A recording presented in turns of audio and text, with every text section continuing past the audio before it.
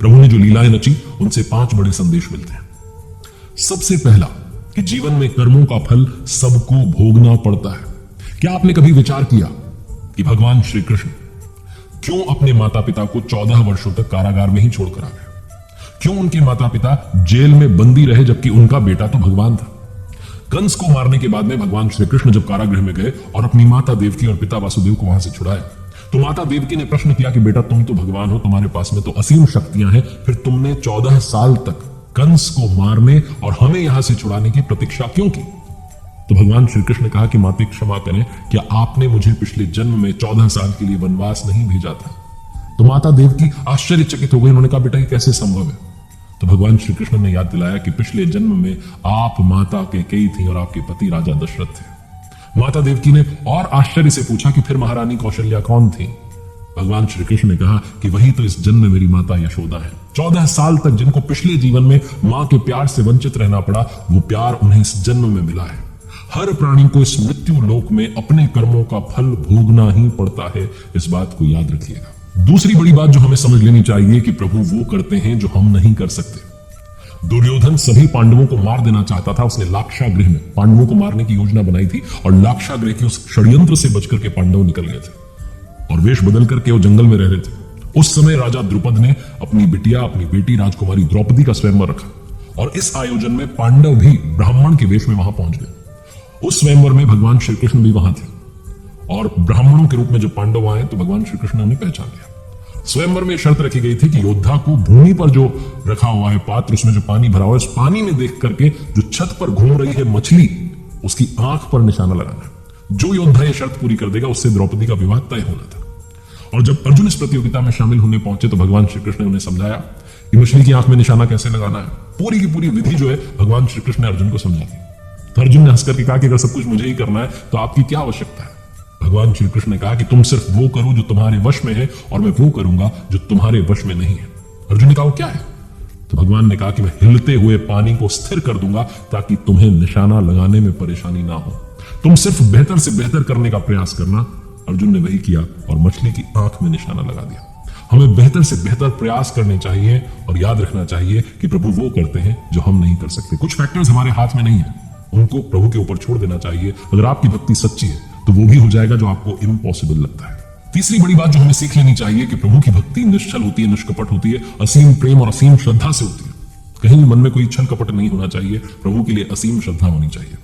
भगवान श्री कृष्ण के बारे में जब दुनिया में चर्चा होती थी, ब्रह्मांड में चर्चा होती थी, लोग कहते थे कि इनका सबसे बड़ा भक्त कौन है? तो एक ही उत्तर मिलता था, राधा रानी सबसे बड़ी भक्त है भगवान श्री कृष्ण की। हर कोई इस बात से सहमत था, लेकिन नारद जी को लगता था कि बात सही नहीं है। नारद जी को लगता था कि मैं सबसे बड़ा भक्त हूं, राधा रानी कैसे सबसे बड़ी भक्त हो सकती है?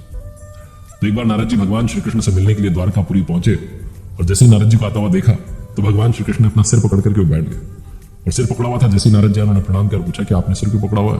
तो भगवान श्री कृष्ण ने कहा कि आज सिर में बहुत पीड़ा हो रही है, बहुत दर्द हो रहा है। तो नारद जी ने पूछा कि क्या उपाय है, कैसे ठीक हो सकता है? तो प्रभु ने कहा कि मेरा सबसे बड़ा भक्त, मेरा परम भक्त जो है, अगर वो अपने चरण धोकर के जो पानी, जो चरण अमृत है मुझे पिला देता है तो मेरा सिर दर्द ठीक हो जाएगा। अब नारद जी जो है चक्कर में पड़ गए। उन्होंने कहा कि मैं सबसे बड़ा कृष्ण भक्त तो हूं, प्रभु भक्त तो हूं, लेकिन मैं अपने पैर धोकर के, चरण धोकर के वो जो पानी और जो चरण अमृत है अगर प्रभु को पिलाऊंगा तो मुझे नरक जाने का पाप मिलेगा। फिर उन्होंने सोचा कि राधा जी भी अपने आप को भगवान श्री कृष्ण का सबसे बड़ा भक्त मानती हैं, तो प्रभु से आगे लेकर के वो राधा रानी के महल में गए और उन्हें बताया कि प्रभु के सिर में पीड़ा हो रही। राधा जी ने एक क्षण का विलंब नहीं किया। उन्होंने अपने चरण धोकर के जो अमृत था, जो पानी था, उसे कटोरी में ला करके दिया। नारद जी को कहा कि आप लेकर के जाइए। मुनिवर, मैं नहीं जानती कि मैं भगवान श्री कृष्ण की कितनी बड़ी भक्त हूं, लेकिन मैं अपने प्रभु को पीड़ा में नहीं देख सकती। राधा जी ने जब ये बात कही, जो सच्ची भक्ति के भाव उन्होंने सुने, तो नारद जी ने भी प्रणाम किया, कहा कि आप ही प्रभु की सबसे बड़ी भक्त हैं। और प्रभु श्री कृष्ण ने ये जो लीला रची है, ये सिर्फ और सिर्फ मुझे संदेश देने के लिए रची है कि जो भक्ति है वो संपूर्ण भाव, संपूर्ण श्रद्धा से होती है। चौथी बड़ी लर्निंग जो कि भगवान श्री कृष्ण के उस नाम से हमें मिलती है, जिसका नाम है रणछोड़ दास।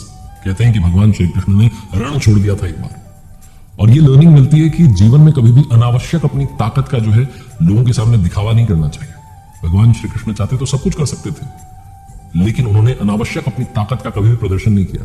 महाभारत में भी वो सारथी बने, योद्धा नहीं बने। अर्जुन से कहा कि तुम्हारा युद्ध है, तुम्हें लड़ना होगा, और एक बार तो उन्होंने रण छोड़ दिया था। भगवान श्री कृष्ण का जन्म हुआ था कंस का वध करने के लिए, और ये जो पृथ्वी लोक है इसको अत्याचारों से, कंस के अत्याचारों से मुक्त कराने के लिए।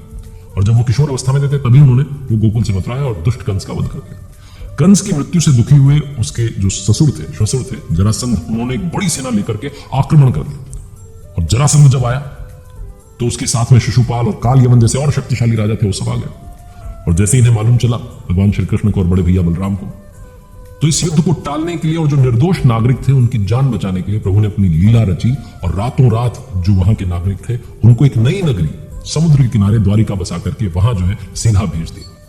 अगले दिन जब जैसे ही भोर हुई और जैसे ही वो युद्ध प्रारंभ हुआ तो जरासंध जो कि कंस का ससुर था वो आया, उसके साथ में बाकी के राजा आए और इन दोनों भाइयों को मारने के लिए जब उन्होंने शस्त्र उठाए तो दोनों भाई रण छोड़ करके भागने लगे और उनके पीछे जरासंध और काल यवन जो राजा थे भागने लगे। काल यवन जो था वो बड़ा निर्भीक था, बड़ा निडर था, क्योंकि उसे देवताओं का वरदान मिला हुआ था कि उसकी हत्या किसी अस्त्र से शस्त्र से नहीं होगी। ऐसे में लग रहा था कि उसे कोई मार ही नहीं पाएगा। तो भगवान श्री कृष्ण का पीछा करते करते एक गुफा में जा पहुंचा।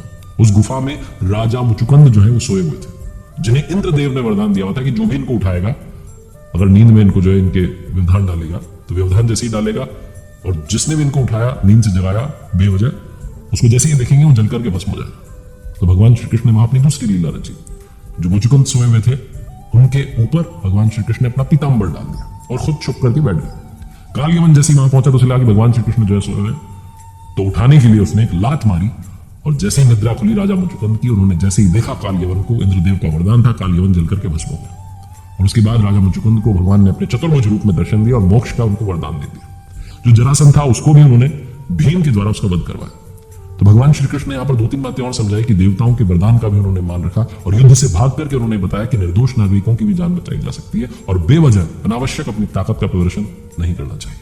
और पांचवी बड़ी लर्निंग जो कि मिलती है, मद से दूर रहना चाहिए, यानी कि ईगो से, अहंकार से दूरी बना के रखनी चाहिए। भगवान श्री कृष्ण की एक रानी जिनका नाम था सत्यभामा, और भगवान श्री कृष्ण एक बार उनके साथ सिंहासन पर विराजमान थे और उनके आसपास ही गरुड़ जी थे, सुदर्शन चक्र था, बहुत तेज जो है दिखाई पड़ रहा था। तो पास में बैठी हुई सत्यभामा ने भगवान श्री कृष्ण से बातों बातों में प्रश्न किया कि हे प्रभु, जो आपने त्रेता युग में राम अवतार लिया था तो आपकी पत्नी सीता थी, क्या वो मुझसे भी अधिक सुंदर थी? तो भगवान समझ गए कि इनको घमंड हो चुका है, अहंकार आ चुका है। तब गरुड़ जी ने कहा कि प्रभु, क्या कोई मुझसे भी तेज उड़ सकता है, तीव्र उड़ सकता है? सुदर्शन चक्र भी चुप नहीं रहा। उसने कहा कि प्रभु, क्या मैंने आपको इतने युद्धों में विजय दिलाई है, क्या मुझसे भी कोई शक्तिशाली है? तो भगवान श्री कृष्ण तो समझ गए कि तीनों को जो है अहंकार हो चुका है। तो उन्होंने कहा कि एक काम कीजिए, आप हनुमान जी के पास जाइए और उनसे कहना कि उनके जो प्रभु हैं श्री राम और माता सीता वो प्रतीक्षा कर रहे हैं। इसके बाद प्रभु ने सत्यभामा जो रानी थी उनसे कहा कि आप माता सीता के रूप में तैयार रहिए, और स्वयं उन्होंने प्रभु श्री राम का अवतार ले लिया। और सुदर्शन चक्र से कहा कि आप जो द्वार है, मुख्य द्वार, वहां पर पहरा दीजिएगा, बिना मेरी आज्ञा के कोई भी प्रवेश नहीं करना चाहिए। जब गरुड़ जी पहुंचे हनुमान जी के पास और उनसे कहा कि प्रभु का संदेशा है, प्रभु श्री राम माता सीता आपकी प्रतीक्षा कर रहे हैं, तो हनुमान जी ने कहा गरुड़ जी को कि आप चलिए, मैं आता हूं। अब गरुड़ जी को लग रहा था कि वृद्ध हो गए, ये कहां आएंगे मुझसे पहले, मैं ही पहले पहुंचूंगा। तो जैसे ही वो पहुंचे तो जाकर के देखा कि हनुमान जी तो उनसे पहले ही द्वारका में पहुंच चुके हैं और प्रभु श्री राम के चरणों में बैठे। गरुड़ जी का जो घमंड था टूट गया। तो प्रभु ने पूछा हनुमान जी से कि तुम महल में प्रवेश कैसे कर पाए, कि आपको मुख्य द्वार पर सुदर्शन चक्र ने रोका नहीं? तो हनुमान जी ने अपने मुंह में से सुदर्शन चक्र निकाला और कहा कि ये मुझे अंदर आते समय रोक रहा था, लेकिन मैंने इसे अपने मुख में रख लिया। सुदर्शन चक्र का भी जो घमंड था वो टूट गया। गरुड़ जी को लगता था मैं तीव्र गति से उड़ता हूं, वो भी टूट गया। और फिर हनुमान जी ने कहा कि प्रभु, एक बात समझ में नहीं आई, माता सीता की जगह आपने किसी दासी को आज अपने पास क्यों बैठा रखा है? सत्यभामा रानी का भी जो घमंड था वो टूट गया। प्रभु ने सबको बता दिया कि मेरी लीला थी, बस अहंकार मत करना, अहंकार से बुरी कोई वस्तु नहीं होती।